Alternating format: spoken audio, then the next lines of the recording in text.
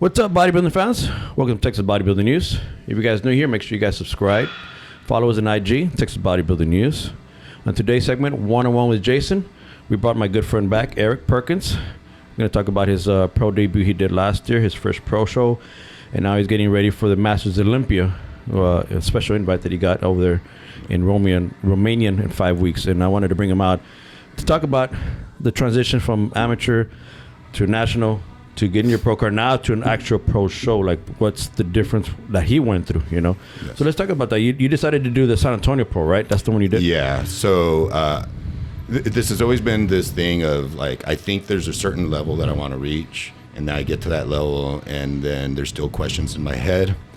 And so basically what happened was all I wanted was to get my pro card, and that was going to be the pat on the back that I needed in order to be valid as a bodybuilder, right? And so I got it, but the nature in which I got it was at the Masters USA. So I had this question in my head: could I legitimately compete as a pro, right? And also there was someone who had stated in some podcast somewhere, yeah, if you never compete as a pro, then you're technically not a pro. So I was like, I got to get one under my belt. And San Antonio was not too far away, and so on. So I was like, all right, I'll do that one. It was actually a very well-run show. They're very organized and so on. That was Tim Gardner's show. Tim Gardner shows, yeah, they run really good. Yeah. And Yamamoto Nutrition and so on. And so I entered both the Masters division and the Open division. And let's talk about, like, the prep itself. Like, what did you do different now? You know, like, okay, now I'm going with the big dogs. Now I'm actually doing a real pro show. Right. What did you change from your previously preps? You know, okay. What you do different? So there was a lot of issues with it being a first for me in many different regards. First time as a pro, first time as not doing open bodybuilding and switching over to classic. So that meant that there was a weight limit. Yeah, because you're what tall are we? I'm 5'10". So your limit, what was it? 5'9", and yeah, my limit is 215. 215. 5'9" and 3/4 on a bad day, but if you stretch me out, I'm 5'10" and a half. Right? Yeah, we got to talk about that too, because I know that helped out a lot, right? Yeah, because otherwise I would have to have been 207. Yeah. Competing as an open competitor, I was usually between 218 and 222, which is a medium-sized heavyweight, but at my height, that's not going to do anything at the pro level. At the pro level, yeah. Not at the open show, yeah. And above, right? And simply, heaviest I've ever been off-season was 263 at one point in my prime. And even that would not have been, sufficient, because I had abs, but I wasn't in contest shape, right? So I knew for sure I couldn't do open, and so I decided I needed to do classic. My lines aren't horrible, but there's some guys in classic that their structures are just cartoonish. Tiny waist. While I have a fairly small waist, I'm not cartoonish in that regard. So I was a little bit worried about that. When you got your masters, when you got your pro card, and you decided to do your pro show, did you ask for some feedback? Ask any judges feedback, or see what you need to improve in for your pro show? Or is it something that you just looked at yourself and said, well, I'm going to work on this, and this? So historically speaking, like I've done a lot of the big shows in Texas, like the Europa, the Phil Heath. And every time I won, and I beat some guys that were bigger than me, they would tell me, why are you doing open? You should be in classic. Because I wasn't as big and thick as some of the guys in the heavyweights. I was a little more streamlined. The problem was at the amateur level, my height would have required that I weigh 197. I don't know why there's a discrepancy between the amateur weight limit and the pro weight limit. There's a difference. It's literally 18 pounds difference. There's no way I could get down to 197. Yeah. Like, I would look like a short basketball player. I'd look very thin at 197. So classic was not an option for me when I was competing as an amateur.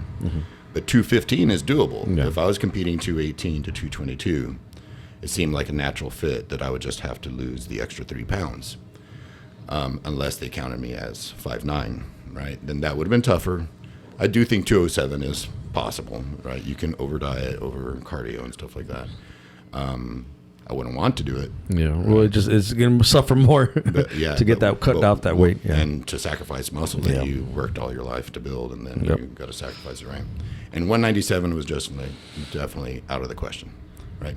So, but I guess because I wasn't some sort of mass monster, I would get these questions from guys like, why aren't you in classic instead of open? It simply was a weight issue. Mm-hmm.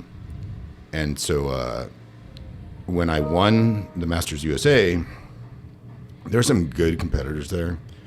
I would say that I won my weight division fairly easy, and then the overall was a little bit tougher. But knowing that I was going into pro level, I just knew there was no chance for me to do open. Mm-hmm. Just absolutely, especially at my age. There was no way I was going to be able to put on that weight. I had a hard time putting on that kind of weight when I was in my 30s. So I decided to go for classic. I'm not a good poser. I don't have an amazing structure like some of those guys. Mm-hmm. Like when we talk about the upcoming Masters, some of the guys on the list are very intimidating in terms of their structure and their history.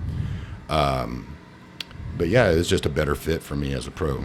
And so that's why I decided to do it. Classic. So then when you looked at the difference, so you like, okay, what was some of the body symmetry, or what did you work on that to bring you more aesthetic looking for classic? So carrying a little bit less weight in my legs and butt, because usually my butt and my hamstrings are a little bit heavy, so that I can give some more of that weight to maybe getting some more width in my shoulders, because my hip bones are not going to get any smaller, right? So I needed to work on stomach control, which that's still an issue for me, trying to keep my stomach in. My abs also might have been overdeveloped, a little bit too thick for classic if I'm trying to keep that that trimmer look. So just trying to accentuate the V-taper. Yeah. And then also I have really long arms. So even though they might measure a certain size, they look a little bit stringy. And so I need to get just that cartoonish look, by exaggerating the size of my arms. Have you worked with somebody to help you with your posing, at least, to try to make you look more classic in this time around? Not as of yet. I am practicing my posing more than I have in the past, but I might be practicing it wrong. Yeah. Right. It's just I'm not only just about bodybuilding. There's lots of other things I do, and I can't imagine traveling somewhere when I have my day-to-day duties and stuff like that. But I should probably at least make one trip out somewhere to have someone, help me with that. Yeah. I know, because when is your show? August 26th is the day that I'm on stage. I think Bernadette and Sheila, they're doing something August 5th here for their RGV show. So I know they're going to try to do a posing. That's one thing I'd recommend. And hire Sheila 101. Yeah. Reach out to her and try to, when she's down here. All right. So she's really good. I'll send you your info. Okay. But she will help your body to look more to that, classic look, because that's going to be a big plus, I need that. Because, I was the same thing, because I was old school bodybuilding, so trying to get into, when I got mine as a pro, also my pro card in bodybuilding, and then trying to transition, I was still posing as a bodybuilder, but it is different, the classic posing, so you look more classic, and then, like I said, working on certain attributes in your body. Okay, I gotta focus more on slim the waist, wider shoulders, stuff like that, So going into your prep, did you decide to do a longer prep? You do the basic, prep you always do? I mean, last time when I was getting ready for San Antonio, I've always taken my time. I almost don't even have like a prep starts today. Mm-hmm. It's kind of like as soon as I know I'm doing a show, I just start improving my behaviors, and I'm always about monitoring myself, making sure I'm not, too high of a body fat and stuff like that. What weight do you usually start at, like, for yourself? 235 to 240 is usually my starting point. So about 15 pounds. Yeah. That's not bad. That's not bad at all. It's not stressful like 30 pounds or something, Yeah. Like most people do. Mm-hmm. And so then you started your prep, and like I said, you started training for your first pro show. What went into your mind okay, now this is serious. This is not amateurs no more. Like, right. What mindset or what did you do different? That's what I'm saying. What went through your mind differently through the whole prep? You know. Well, those things that I needed to improve upon, right? And so the changes I did make are like doing touch-up days, right? So, for instance, I used to just do sort of the bro split when I would train, and now I was like, okay, well, Monday I'm doing delts, but then when I do chest day, I'm going to do a little more front delt. Okay. And when I do back day, I'm going to do a little more rear delt and side delt again, right? Because I'm thinking about accentuating that width in the shoulder girdle, right? Yeah. To try and create that taper. Also with arms, I always had a dedicated arm day on Friday. I was like, well, somewhere earlier in the week, I'm going to do a few sets of biceps on one day and a few sets of triceps on another day. So I've never done touch-ups like that before. And this was more like knowing that I need to get my shoulders and my arms to come up. So this year it's even more extreme. It's like I'm doing all kinds of making up extra work on the parts that I feel that I needed, right? And previously I was just kind of standard, you know, this day's dedicated to that, this day's dedicated to the other. And I never worried about touch-ups or anything like that. And so these past 2 seasons, I've done a lot more of that. Okay. So going into your first pro show, San Antonio Pro, that you decided to do last year, right? The conflict you had was what we talked earlier is if you're 5, they measure you 5'10", right? Plus you're at the 215, measure you right under, you're at 207. Right. What did you do to help with that extra fourth of an inch? I used to be 5'11" once upon a time, or at least my driver's license told me so, right? No, I think we all shrink in time, bro. Yeah, I think we do. Yeah. So just out of curiosity, I go ahead and measure myself, and I measured 5'9" and 3/4 barefoot, and I was like, "What? That means I got to be 207." And so I started thinking, is it possible to get yourself lengthened out a little bit, at least temporarily? So I was thinking about hanging upside down and all that kind of stuff. And a buddy of mine named Eduardo Garza, he's a teacher at the school that I work at, he bought me this Y strap, which chiropractors use when they're adjusting their patients. And so I tested it out, and I did hit over 5'10", with my wife pulling just on my neck for about 5 or 10 minutes, right? So that was when I was down here. So when I traveled up to San Antonio, I decided half an hour before check-ins, I was going to get pulled on my neck by the Y-strap and also get pulled on my hips by the feet, but I needed someone strong. And so a buddy of mine named Mondo, he happened to go up there with me, and we did it, and I measured in at 5'10" and a half. So I got 3/4 of an inch. Okay, and you timed it, because that's another thing too. Is like, how long did that last? Yeah. You know. So luckily, the stretching itself probably lasted about 20 minutes, right? And after 20 minutes, it was like, well, if it didn't happen by now, it's probably not going to happen. And so it was a lot of work on him. I don't know if it's necessary to have done that much, but it's how much we did to. And your weight at that time was what? Exactly 215. I ended up weighing in at 213. Okay. So I was also doing this thing where I was like, I might have to go lower, right? And so just to make 215, I was having to lose a little bit of weight because I was probably heading over there closer to 218. And so I decided I'm going to measure my urine. This is a strange topic, right? On my way up there. And however much I peed, my next drink was going to be half of that. Okay. So like if I peed 800 mLs, I would only drink 400 mLs before my next urination. Okay. And that got me down by 5 pounds, by the time I weighed in. So you were at 213. Yeah. So the issue would have been if, say, that pulling would not have worked. Right. And they would have measured you under 5'10". Yeah. You would have had two choices: either try to drop down from 213 to 207, right. Which is that's what, 8 pounds, right? Or no, 6 pounds, or just you couldn't do it, the show, you know. Right. So that was the risk you were taking. That was the risk right? I was taking, right? I kind of had the confidence because I had pre-tested it and it worked, right? But you never know how strict that person's going to be on the. Well, the issue I have is also what I've seen is that sometimes it's not in a good flat surface for one. Like you say, how strict they are, because some really push it down, some are kind of. So that's always been an issue. They even had that at the Olympia with, I think, Dino, you know. Yeah. Same thing. He went out, stretched out, came back, and then he made weight, you know. Right. But I've always said, like, I think that what they should do is, as pros, beginning of the year, height measurement, height. Right. Because it is true. I mean, we're going to probably lose a couple because of depletion, loss, right?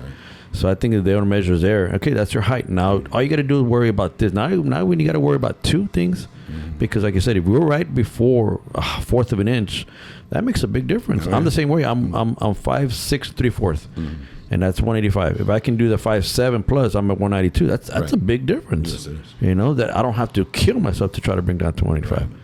So I wish they would do something like that, because that is now you're going into another country and whole different judging panel. So that's the risk. That's going to be another risky thing, because what if they don't?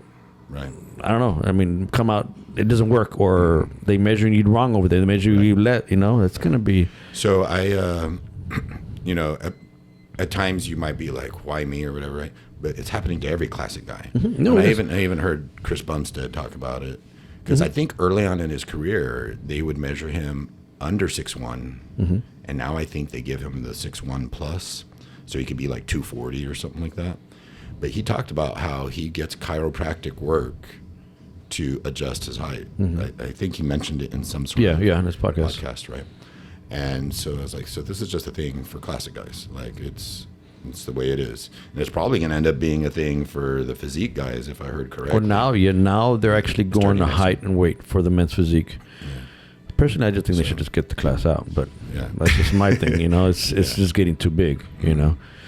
But okay, so get into the pro, you weighed in. I mean, miraculously that worked for you. Right. So you're like, okay, now it's time to eat, you know. Did you do something different this time to carb up, or you were like, okay, let me go in more flat this time, let me go in not over, you know what, because it's like I said, you're going to approach like it's a pro. You have to time it perfect. You don't want to get too flat, you don't want to get too big, you don't want, you know. So what did you decide to do? I think I'm still guilty of being too conservative. I'm always afraid that I'm going to look watery, and the nightmares that I have, if you call them nightmares, as I'm prepping for a show, is that I get up on stage and nothing's happening because I still got a layer of fat on me, right? So I err on that side all the time. There have been years where I did like chocolate chip muffins and all kinds of things, and even at that, like when I did the Europa, I went a little bit heavier on my eating, and I was doing like my cream of rice, but then I'd throw in either cookies or chocolate chip muffins and stuff like that. And that's probably the gnarliest I've ever looked, where like, or maybe it was the HD photos, I don't know, but where I looked like grainy. Well, I think personally, so I think personally, but you have to be at a good lean. You have to be at a good percentage lean to do that, because if you're gonna overcarb, your muscles will fill up good, and you shouldn't spill over. I think what happens is when they either do diuretics, you know, you'll flatten out, or you flatten out with overcarbing. I think that. But if you're perfect and you push a little bit, you know, you're gonna get that heart full look, you know. Which I remember when they had me eat, man, and I didn't even. I think I gained maybe like 2 pounds, but I was just like, but it just. I even with my carb up, I couldn't gain weight. Yeah, no, that's why I'm surprised that people would like gain weight even the next day. And then some guys were telling me backstage that they gained 7 pounds or whatever. I'm like, how the heck? You know, I'm eating a good amount of food. It's not like I'm not eating. But I think a lot of those, because they're big boys, I think they're really cutting weight to make their weight. Right. So their body's used to that weight, you know. Yeah. But us, like I said, we're staying in a good lean. You're not going to put that much weight eating, you know. So 2 pounds max maybe, you know, for me. So I would say my biggest was either the Texas in 2009 or the Europa in 2018. And in 2018, I had this gnarly look to me, extremely vascular. But it didn't look classic. Yeah. It looked more Bodybuilding. Herculean than aesthetic. And so it probably wouldn't have been the right look anyway, you know, even though I filled out better, you know. Okay, so and that show, there were what, 20? There were 20, 21. 21, and on the open. Right. Take us through it, man. How did it go for you? Like, how did the whole experience being backstage with now pros, for one, you know, and how did everything go for you? So, again, intimidation because it's new, right? But nobody stood out to me that much when we were like the weigh-ins and stuff like that. And in fact, the guy who won, I saw him a couple of times, like at the tanning and stuff like that. His name is Chris Hunt, I believe, out of Dallas. And I was not scared or anything like that. Like, oh shit, I'm in the wrong place, right? Because I was suffering from imposter syndrome as I was going up there. Yeah. But then as I saw them, I was like, well, I think I'll fit, maybe, right? He did look really good, and he deserved the win, I would say. But just in person, he's a smaller guy, so I guess Actually, he's shorter than me. I think, he's small, because I competed against him with the Texas, Battle of Texas. Yeah. You know, and I think I'm 185. I think he's at the 170 something. Yeah. Because he's short, yeah. Yeah, so for someone who's 218, it's hard to see that and think, oh, you know, that's the guy who's gonna win. All right. But he's got the right structure, right? And he has a good look. He's got very, very round shoulders and a tiny waist, so that works for him. So anyway, so backstage I was okay. It's taking a little bit longer than I wanted, but it always does. Like, I want to start pumping, but I know if I pump too much, I'll lose it, right? So I'm just trying to relax, but, you know, it's a time-consuming process. So enough for your brain to eat away at you, you know, as you're wanting to get out there to get it over with, but also, you know, you're worried that you're losing your look or whatever. So I did the Masters first, and there was only 3 of us, and one of the guys looked really young, like did not look like he belonged in Masters, and he had a really good physique, but he was not dieted down. The other guy, I think even if he dieted, he would not have been a challenge. I don't think he would have been a problem. So I won that pretty easily. That was what was it? The over 50. Over 50. Okay. Yeah. And so then when we did the open, I was not put in the center. I was not put in the first call out. So you already know. The first one, the open, well, they had you in groups first, right? Right. And you came out in what they had, 6, 7 per group, 8, probably. maybe? I think it was 3 or 4. Okay. Groups that they used. And then they put everybody inside and they do the first call out. And I was way on the outside when I first went out there. So on the first call out, probably 8. Okay, so you didn't make the first call out. What was going through your mind, you know, there at that stage? I was like, well, that's it. Yeah. I can't, you know, the writing is on the wall. I didn't get in the first call out, so I just didn't want to be last at that point. And honestly, part of my real question was, do I even belong, you know, because of that imposter syndrome thing. And so I ended up going through the comparisons, and family was out there, right? And they're taking pictures and stuff like that. So immediately after prejudging, I get to see pictures, and I realize, well, yeah, I'm not going to place, you know, in the top, but I belong. Like, I definitely belong. I was not light on muscle. I did not have bad conditioning. I didn't look like this old guy who should not be there. So that was satisfying, right? Also simultaneously disappointing because I'm not used to being outside, right? But I took it for what it was, and it was going to be my last show. And what did you end up placing there?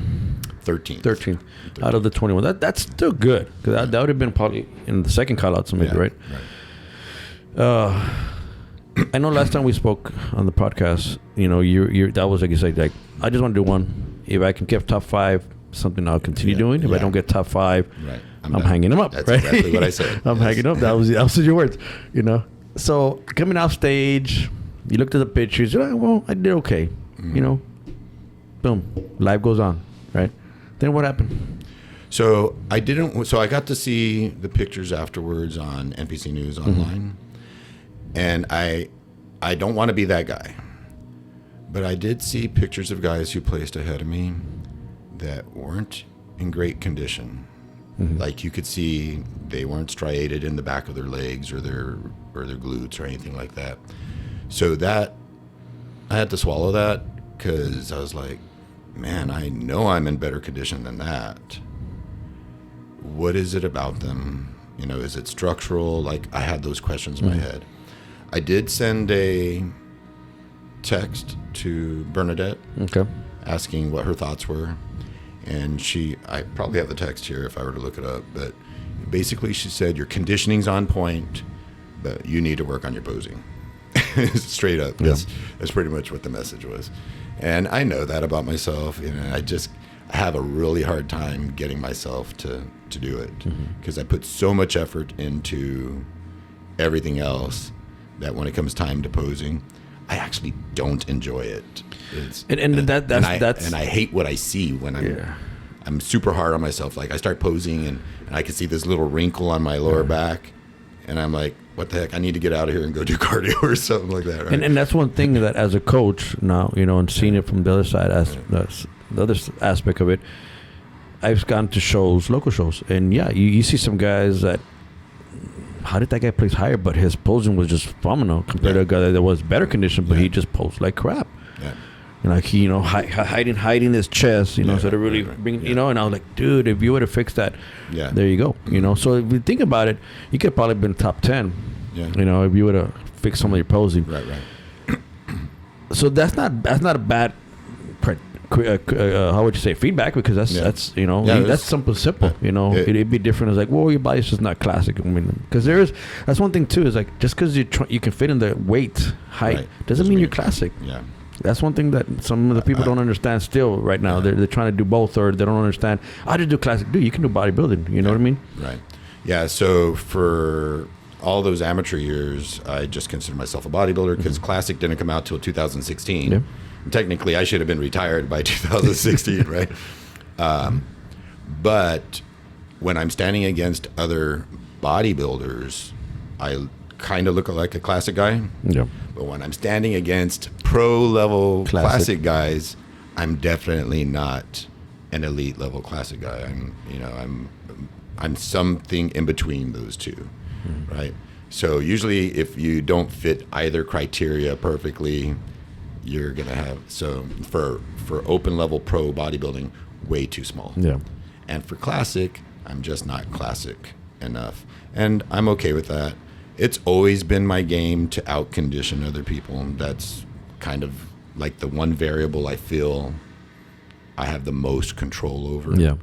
And so I accept it for what it is. And so I got my feedback, right? And she was 100% on point, I think, with what she told me. So I was done. You hanged them up. And then they for the how many time? Oh yeah, 8th time or whatever it was. Because I've been my first retirement was in 1996. It's been a while. It's still in the game. So, but they keep pulling me back in, right? Even this time. Yep. Yeah. So then what happened? So there hasn't been a Masters Olympia since 2012. I don't remember. It's been a while. 2011, something like that. It's been a long time. And the last guy to win that was Dexter Jackson, right? And so, and they announced after the San Antonio show that they were bringing it back, and they were going to include all the divisions. Well, at first they were bringing it back. And then I think up a month later they said, okay, we're gonna. I guess they decided to, because I think it was just gonna be just the O, like for the big boys. Right. And then I think they got enough funding or sponsorship to do all the classes. They're bringing all the classes, and it's 40 and up, or is it? It's 40 and up. 40 and up, right? So, okay, it's 40 and up. Even among. No, there's some good ones. I'm going to be one of the old guys, because I will be 52 1 week after the event. So I'm closer to 52 than 51 at this point. And so that was one thing that was eating away at me. So I heard it was by invitation, right? And so I did turn in my application, right? And I was like, there's no way that they're going to pick me. Yeah. I've got one pro show under my belt, a huge amateur history, right? And the only thing I was hoping was if they look at the pictures, maybe they'll see that there's something there that could be competitive. That's all I could hope for, because pro history was one show, placed middle of the pack open, won my 50-plus Masters division, but against two other guys, right? So I really didn't think there was. Well, I think this year because it was new. I don't know if they got enough applications. I don't know. That's one thing I was saying. I wonder if they're going to change it eventually, where if you did a Masters show, you qualify for that one, and they're going to keep it going. I mean, it's still not new. The acceptance letter said that there was about 400 applications. Okay. And 20 guys. So, I feel like I still got semi-lucky, to get selected. So there's a total of how many there? Like 19? I think they picked 20 people. 2019. Yeah. Okay. I don't know how many are. I haven't gone down the list, but it looked like about 20 people. Okay. And so they were supposed to announce it in April 24th or something like that, if I recall correctly. I was at work. I'm a teacher by trade, and my phone does not receive much while I'm in my classroom, right? And so I was like antsy and depressed at the same time. I was like, today's the day I find out that they turned me down, right? Yeah.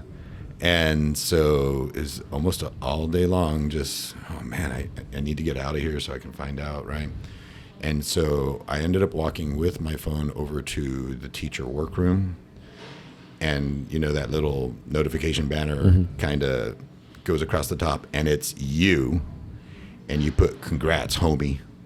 Oh yeah. You didn't know that? At that point, I did not know. Okay. I freaked out right there. I didn't even know what to do with myself. I was like walking in circles, like, oh my gosh, is this happening? Is this happening? Is this happening? Right. Yeah. And so it wasn't until I got out of work that I was actually able to pull everything up, and I saw the your name on the list. And first I see Alex Cambronero. Yeah. Oh no. Ex-Olympian. Yeah. And I see Durham Charles. Ex-Olympian. And I'm like, and Alex is current. He can make top 5. He's a top guy. Yeah. He is. And I'm like, I don't know a whole lot of the other guys. I think those are the only ones that popped out of my head too. And then I think I know Dorn Hayers. Yeah. I competed against him. I've seen him. He's a big guy. Yeah. The other ones, I don't know who they are. But and one thing I've learned, or I'm trying to learn, or whatever, is because some of these guys post on Instagram and stuff like that, and I got to stay off of Instagram because they look freaky. Yeah. Right. But what I've learned over time is what people are putting on Instagram and what you see in person and on stage. It ain't the same thing no more. Not the same thing. Right now with filters, angles, lighting. You get intimidated. Like, there's no way I can get like that guy. Yeah. But then you meet him and it's like, there's no way he can get like that guy either, right? No. Because even that, man, I mean, you've seen it with Open, you've seen it with everybody. Like, they look great, and then you see them on stage, you're like, dude, like, how did you go from that to this? Yeah. Shouldn't you go better? Right. But it's like, okay, were you not looking at that then, or what was that? Because it's true. Like, how are you not going to get better towards the show, and you got worse? Mm-hmm. But it can be a mindfuck. It can. It plays with you. Even backstage, I remember my first time pro show. I'm back there, seeing these people I was competing with. I'm like, man, I don't belong. Like you said, like, I don't belong here. Yeah. And then it just starts messing with your head, and you start. I don't even look to. But then you get on stage and you just pop, and that's. You just got to do your thing, man. That's one thing. Is like on stage, that's when it matters. Doesn't matter on Instagram. Doesn't matter backstage. Right. None of that matters. It's that 10 seconds on stage, 15 seconds that you have. Get their attention. You gotta grab them. So, not even that. It says in Romanian. right? Yeah, that's another. That's a big expense. Right? How did this conversation go with your wife? You know, how did it bring it up to say, okay, I'm gonna do this one, but it's not gonna be local. It's gonna be a little pricey now. Now I gotta. Yeah. So the flight is pretty pricey. Yeah. The hotel is about the same as it ever was. It's not more expensive over there, but the flight is the issue. And it just so happens I do some personal training work, and I have some of the best clients on earth, right? And they kind of got together and they offset my flight expense. Wow, that is awesome. Pretty well. Not all of it, but most of it. That's awesome. So I'm just like super thankful to them. You know, Reina Canto and Norberto Cantu and Antonio Garcia. Those are three of my clients that they pulled their resources together, and they stepped up. What I'm surprised is that it's the Masters Olympia. I'm surprised that they're not paying anything. You know? Yeah, because I know the Olympia. Right. When you make the Olympia, I thought they paid for your hotel and flight. Right. So Olympia will. Okay. But when you think about the dynamics of that,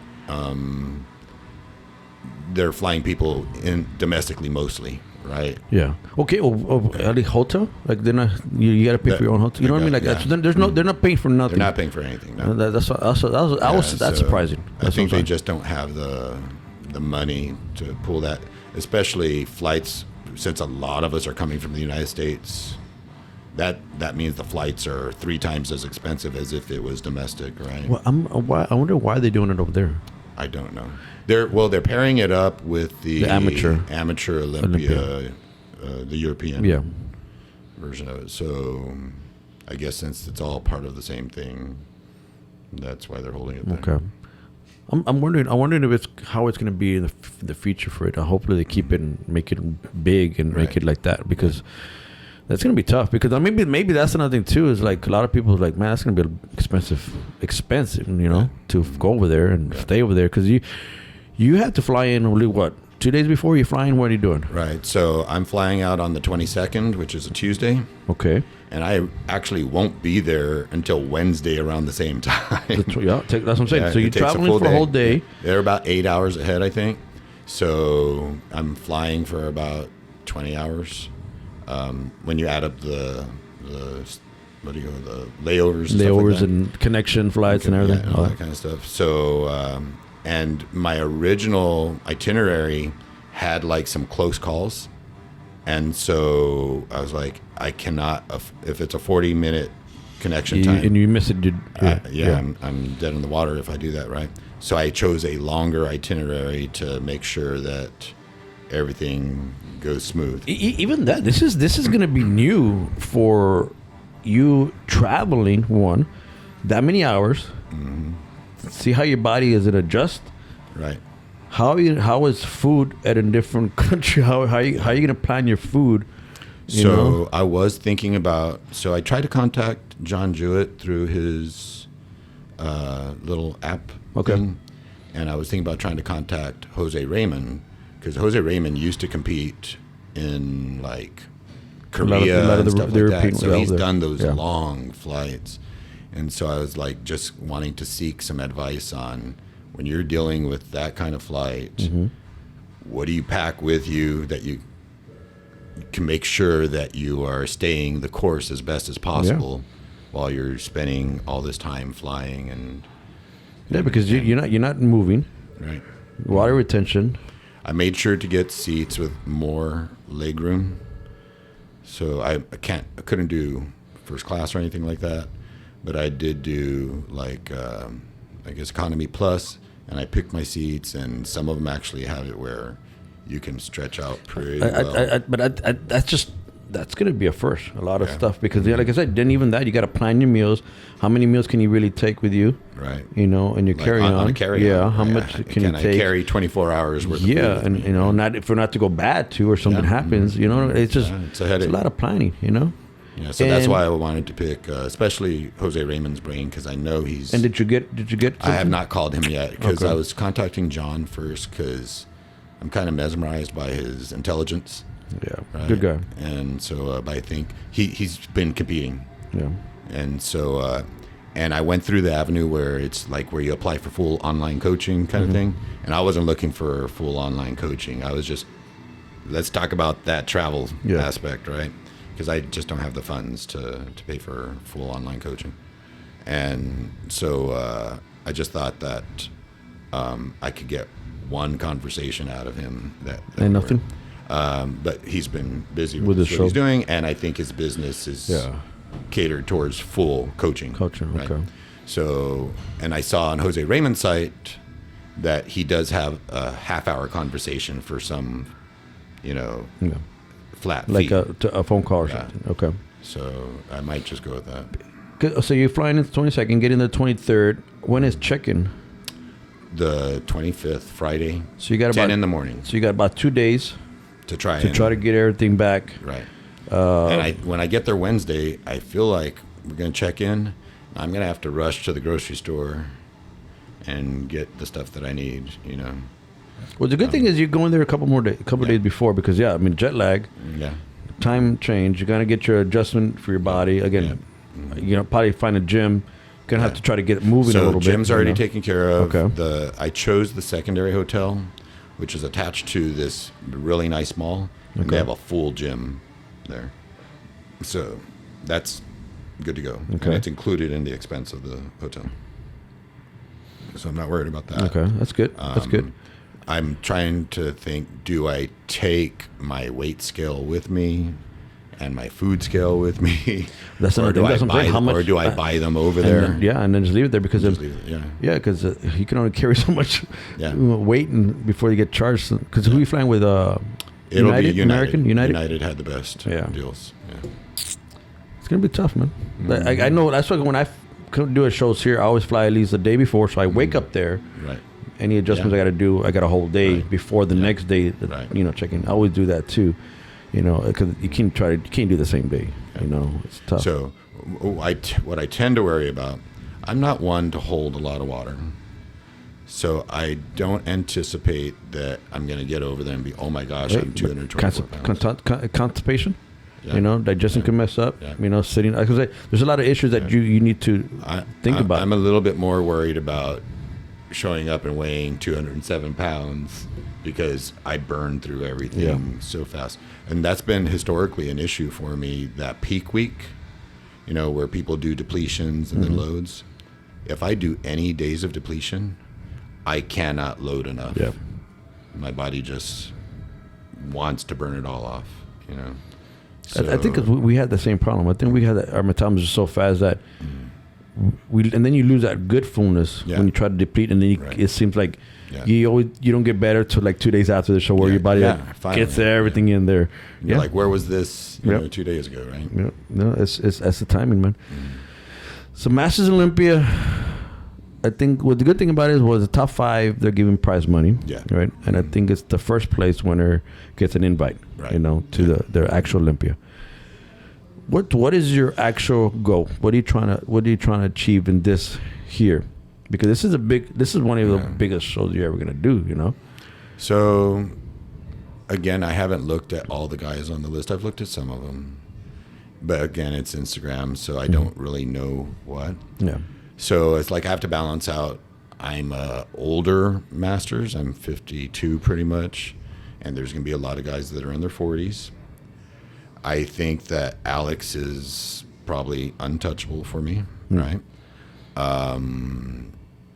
Unless he really dogs the condition and doesn't. I don't think he'll do that. I also think that Darum, he's older like I am. I think he's actually 1 year older than me. I think he's like 50-something, if he's able to bring it, I mean, he was an Olympian, right? He wasn't actually an open Olympian. Then went to Classic Olympian, right?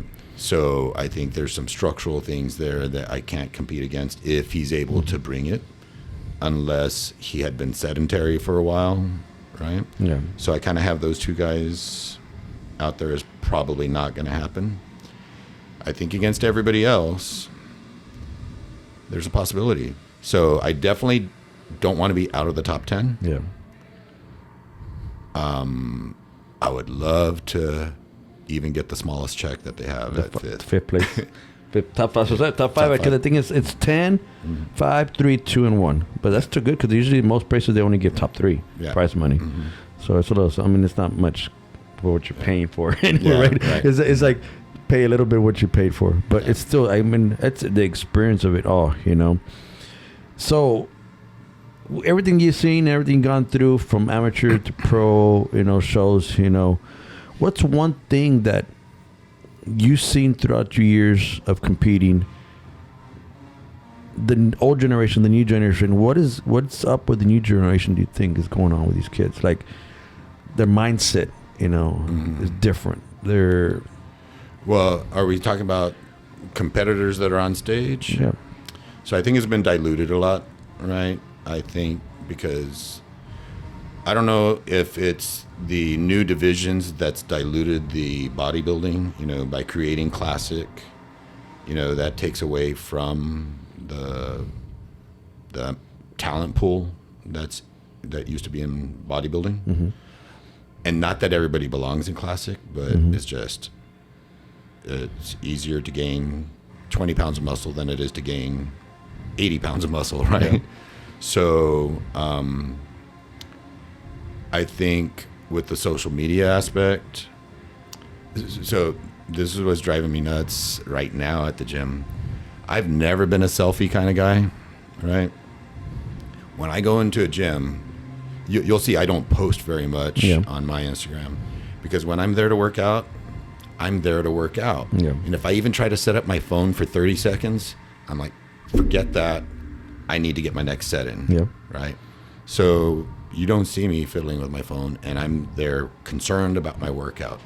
Well, that's what I'm saying. I mean, and what I see is a lot of people doing a lot of posing and no lifting, and I'm like, what exactly are you posing? What are you flexing? You know, we're gonna hurt some feelings today. We're gonna hurt some feelings today. I hate to be that guy, but you're literally flexing no muscle and admiring yourself.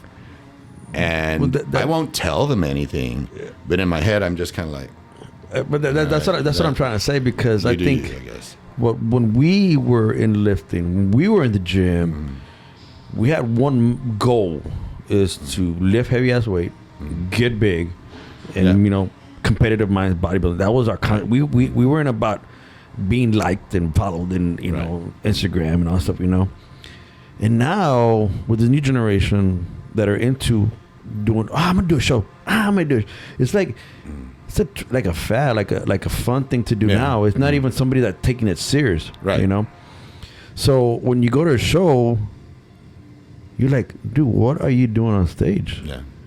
Like, you don't belong on stage. Right. I mean, you look lean, you probably drop some weight, but as an old competitor, I mean, we've seen, like, it was that shit was serious. Right. Yeah. And now it's kind of been like, hey, it's a thing to do now. It's like a fad to me. So I will say, I do remember even in the past, you'd have a highly competitive lineup, and there's the one guy who showed up, and he's there because he was on a weight loss journey, and he used to be 280 pounds of fat, and now he's 220 pounds, still mostly fat, but hey, he lost 60 pounds, and this is like a celebration of that. There was always that one guy. Very rare. Very rare. Because I remember all the shows I did, like, everybody was there to kick ass. But, like, it wasn't like the rest of the 15 guys in the lineup were on point. Yeah.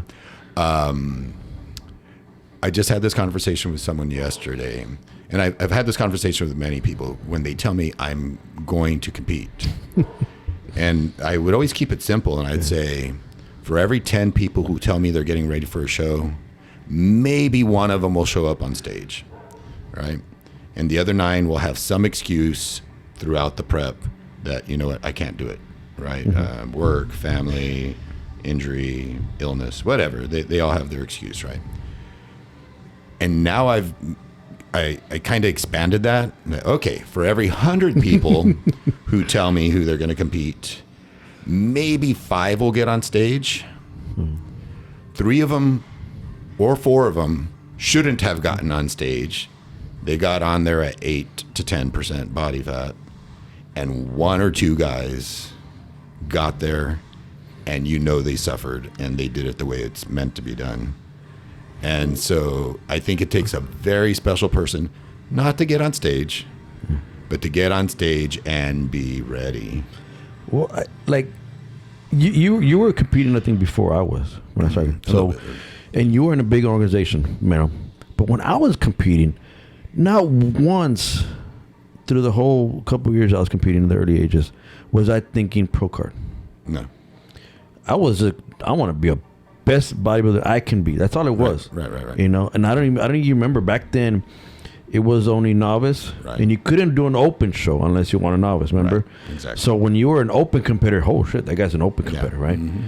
And then even that back then, were maybe half shows were national qualifiers. Yeah. So when he qualified, that was respect. It's something. Yeah. Now it's like everybody gets qualified. They're somebody. Yeah. And now everybody does a show, does one show, and they competed against 2 or 3, and they're like, okay, roll to pro. Right. Like.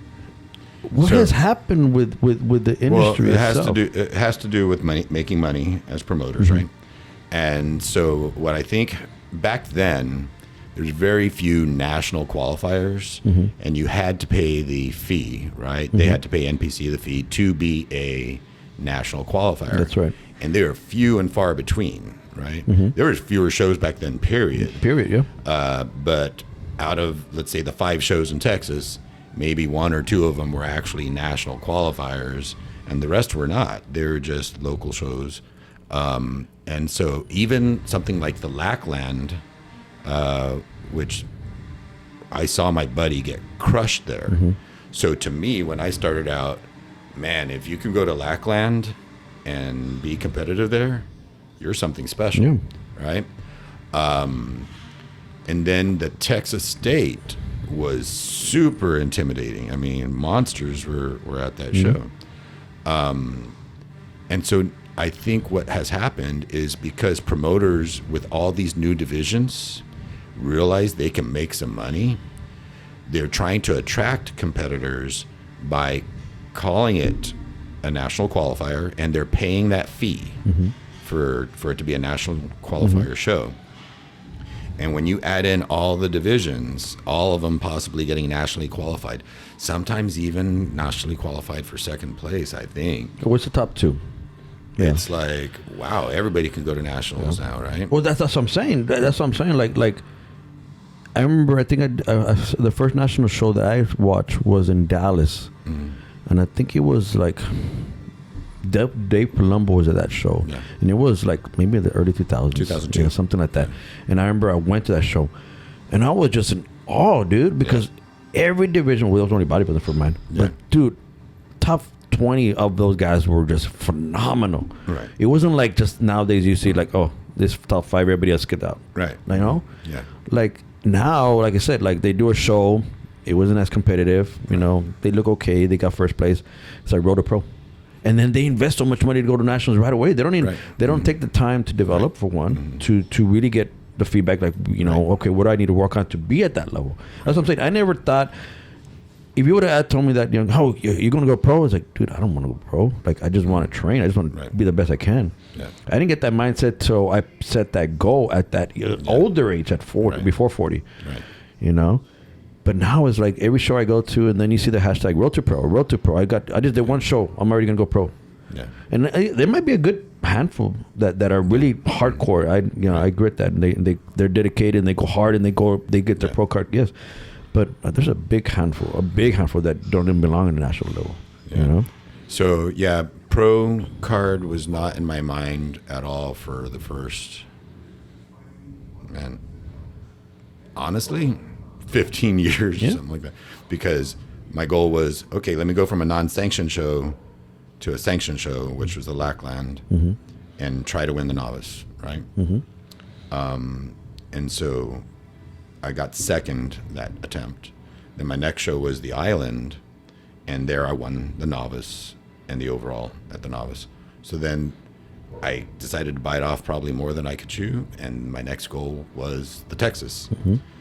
Which was a national qualifier. I was like, let me try to win an open class. I probably shouldn't have chosen the Texas, but I made top 5 there. So at that point was when I did my first retirement. That was 96. And so it kind of was out of my mind. And it wasn't until Aaron did well at the 2004 Nationals that I kind of got inspired to maybe go for it again. Not necessarily to turn pro, but to get to Nationals, right? So at that time, my goal was just to get to Nationals. And it's just been something that's slowly accrued, like as I start breaking barriers. So also the fact that I got my pro card so recently, I'm like, I feel like I got it the easier way, right? Than if I had done it back in the 90s, right? So that's why I still keep testing myself. And I understand that, but see, your mindset is different. Like, you've been on this for a long time, like, so as me, like, we were hardcore long term. Right. It wasn't just like we did one show and, I'm gonna get a pro card, and boom, you know. But it just changes a lot, you know, the whole gym culture, fat, you know, it just for the gram, you know, it's like, you know, so, and you're gonna get, like I said, one or two people that, I mean, hardcore, that you can see them, right? They eat, sleep, and bodybuilding. That's the way. Back then it was. Now it's like seasonal bodybuilders, I call them. They do a show, you never hear from them again. They go to old lifestyle. They gain some weight. Oh, let me do another show. They come back. It's like a fad, you know. And it's just, you know. And I love the sport, you know. But I have a different mindset now. It's like, if I'm gonna put my body through all this, like you, I'm not gonna just do it just to. I just want to get on stage. Like, dude, I'm doing this to win, dude. Like, you know, I'm putting my body through a lot, investing my time and money, sacrifices. Like, you want to get there to place top 2 in a pro show, you know, one, you know, to get that Olympic qualification. Like, that's the different mindset that these kids now have, you know. And even like you said, like, you're working out. Nobody would have thought about, like, except posing and flexing and posing, and you're like, dude, you're not even a bodybuilder, dude. Right. And then they got like 200 followers. I mean, 2,000 followers. And like, I'm over here pro bodybuilder, and I got a little couple followers. Like, you know, it doesn't make sense, but it's just the reality of the whole social media, you know. But that's just a whole different topic, man. But what if there is a one person that truly wants to take it to the next level and really understands what bodybuilding is, what advice would you give them, you know, to really understand what a bodybuilder to our level where we're at, you know, mindset? I would say that they really need to look deep down inside, make sure they understand the risks, and they do their due diligence and make sure they're healthy enough, because it is going to tax you.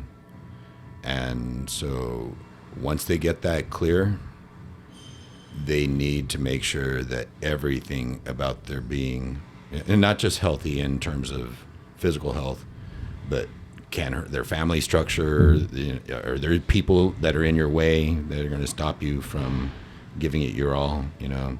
Is it a responsible decision on your part? Are you not going to provide for people because this is not a money-making endeavor, right? This is an endeavor of love and passion, which was probably going to cost you money as opposed to make you money, unless you could somehow turn it around into your personal training business or something like that, right? And once you've made up your mind, you be a real student, and you make sure that you do everything, and there is no excuses, right?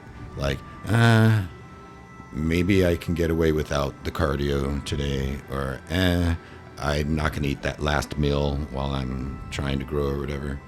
Every time you make that little exception, because you're not going to turn pro, right?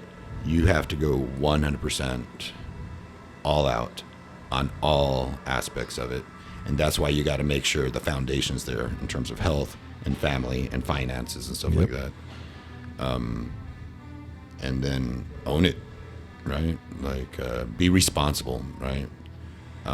Someone was telling me, oh, well, it's because, you know, as you get older, you know, older people can't, you know, burn fat as fast or something like that. I go, that's not from them being older. That's from them spending the last 25 years of their life misbehaving. I promise you, if you behaved for the past 25 years, even though you're 50, you can burn fat real well. Right? So people love to blame things, right? It's my hormones, it's my genetics, it's my age. It's like, no, it's your behavior for the past 25 years that has ruined you, right? That's a very good point. I've never seen it that way. That's true. Like, you know, they try to think that it just happened just recently, you know, and like they find something instead of blaming them their lifestyle. Just like I didn't build this body in the last year, they didn't build their body in the last year either. They've been building it for, you know, their whole life. But they wanted it. Yeah. Fat loss quick. Yeah. Mm-hmm. If it was that simple, right? Well, man, you got a big show coming up, man. Yeah. That's going to be, you got 5 weeks. 5 weeks. 5 weeks. Mm-hmm. And where you at right now with your weight? Morning time weight is 222. I was stuck at 227, 228 week after week after week, but I was slowly but surely getting leaner and leaner. Mm-hmm. Just this week, my glutes are finally starting to almost splinter.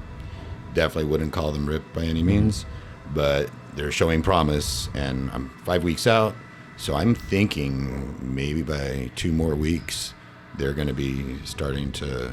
Well, I mean, compared to the other shows, like the other pro show, I tend to get ready early.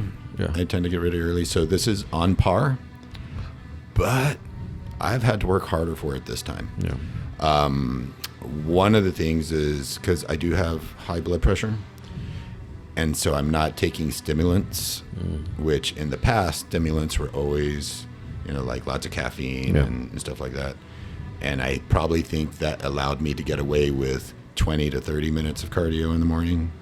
Now I'm hitting 40 to 45 in the morning and another 20 at night. And I might have to bump it up. You know, I'd rather bump it up than reduce my food anymore. Yeah. And I've never had to do that. I've always been, you know, the type. But that's not due to age. That's due to because I have had to make some adjustments in the products that I use. Yeah. So I don't use fat burners. I don't use caffeine even because I got to make sure that I control the blood pressure. Well, that's what I'm saying. Hats off, man. I mean, I'm 47. You're going to be 52, and you're still at it. You know, I mean, it did take a toll. You know. So just stay healthy, man. Just keep pushing. I mean, you're representing the Valley at a big show like that. You know, let's bring it, man. I mean, one thing I would do is try to get that posing. Yeah, you know, that can bump you up, right? Yeah, that can bump you up a couple spots at least. August 5th, right? So yeah, because I talked to Bernadette. They said they're going to do one August 5th. Is it going to be at the convention center? It's going to be, the whole details are not there yet, but I know I talked to them, and that's what they're shooting for. Right. Because I have a bunch of clients too for that show that need posing also. But even that, like to do one-on-one with her because she will help you fix, you know, certain angles for your body, you know, because she can see it, you know, and they know, you know. And that's what you got to bring. That's the only thing you can fix. That's not too far away. I mean, no, that's the only thing you can fix. I mean, I said it can determine from a 10th to an 8th.